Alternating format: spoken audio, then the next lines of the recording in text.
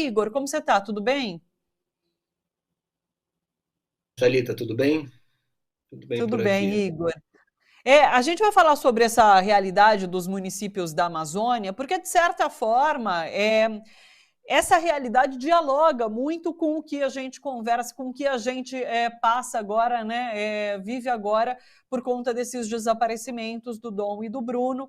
É uma realidade muito difícil ali nos municípios da Amazônia, e eu queria que você trouxesse essa leitura para a gente, Igor.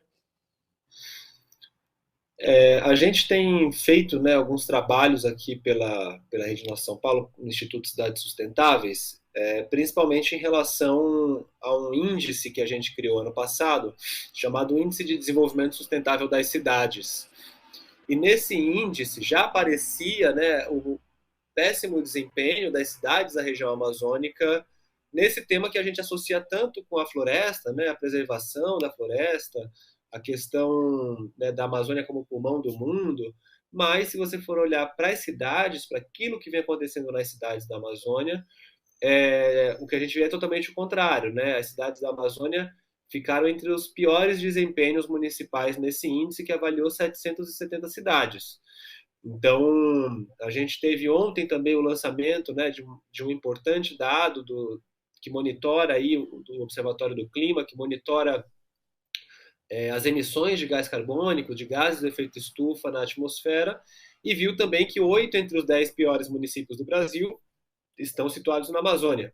Então, ainda que tenha também muitos municípios que conseguem reter, né, enfim, carbono ali também, porque por conta da preservação ambiental, mas quando a gente olha para o volume total, principalmente o desmatamento é o principal meio pelo qual esses municípios emitem carbono, né, emitem gases de efeito estufa aí. Então a gente vê que falta muito ainda para pensar a preservação ambiental e pensar políticas públicas nessas regiões. Esse caso recente do desaparecimento, né, do Bruno e do Dom, acho que também, como você já mencionou agora há pouco, tem também muita relação com essa ineficiência do Estado nessas regiões, né? Não só do ponto de vista óbvio desse caso da segurança pública, mas também em relação a todas essas cadeias extrativistas ilegais aí, né? Seja do desmatamento, como a gente já vê nas imagens, seja em relação ao garimpo, como a Andrea mencionou há pouco.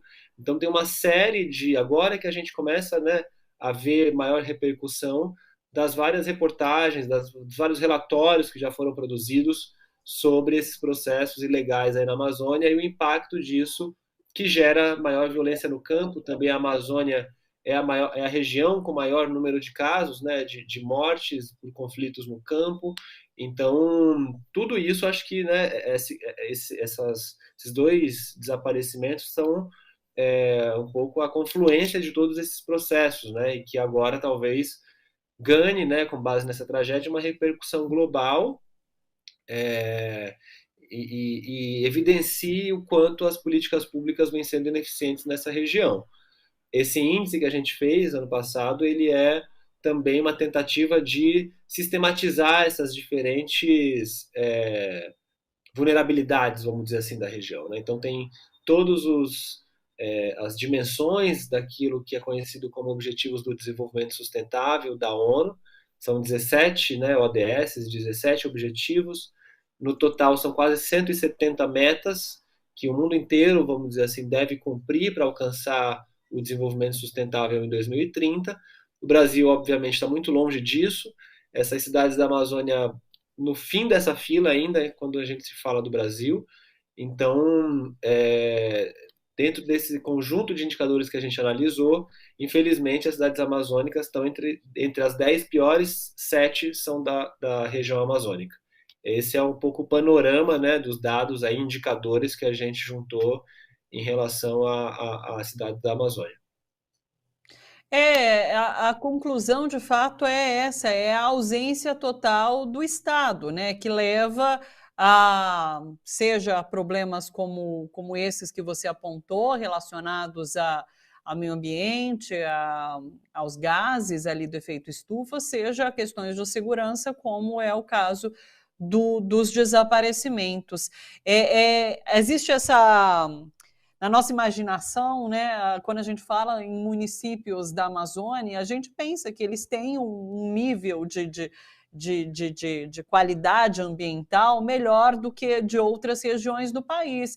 E o que essa pesquisa traz, né, é que não, que ao contrário. Vou até repetir esse dado que você trouxe para a gente: 8 dos 10 municípios que mais emitem gases de efeito estufa no país estão ali na Amazônia. É claro que o desmatamento é a principal fonte de emissão, e 98%, esse dado também está na pesquisa, 98% do desmatamento na região tem indícios de legalidade. Então, é claro, não é controlado, acontece de qualquer maneira e acaba gerando, então, uma situação como essa.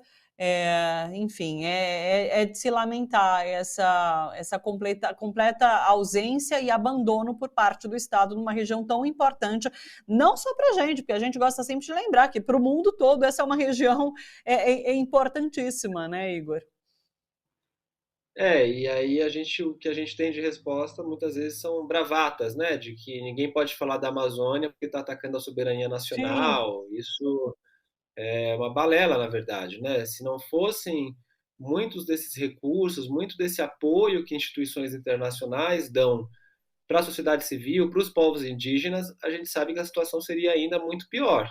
Né? A gente sabe a situação precária que a FUNAI vive, a Andrea também estava falando disso, os servidores estão lá fazendo esse protesto por conta disso, né? O escateamento que a FUNAI vem vivendo é avassalador. Então, se não fosse o trabalho que muitas organizações fazem, né, em meio à floresta, junto com os povos indígenas, certamente essa situação ainda seria pior.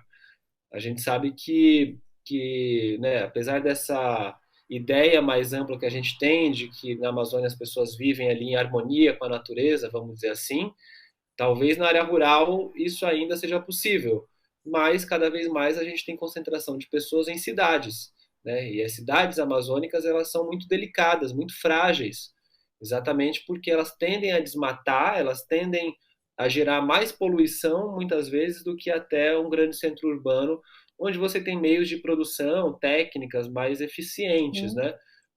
A tendência é de que essas cidades elas sejam mais realmente insustentáveis do que as grandes metrópoles que a gente conhece muitas vezes.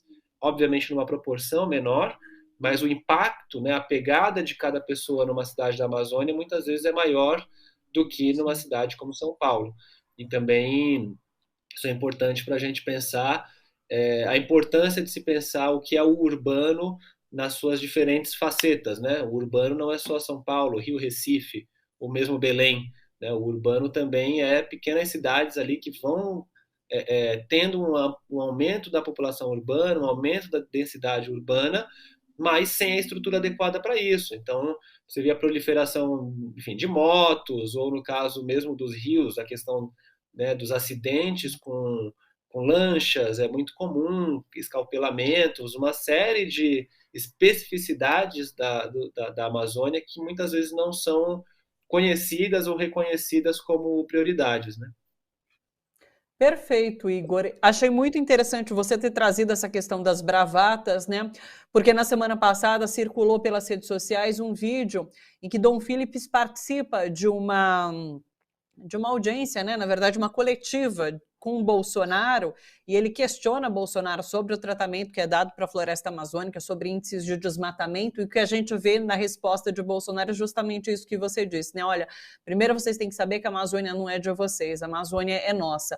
O problema é quem é esse nós, né, que se representa, que se vê representado pelos interesses do governo Bolsonaro. Esse é o grande ponto. Igor, muito obrigada, viu, por trazer essas informações para a gente refletir de fato sobre essa região.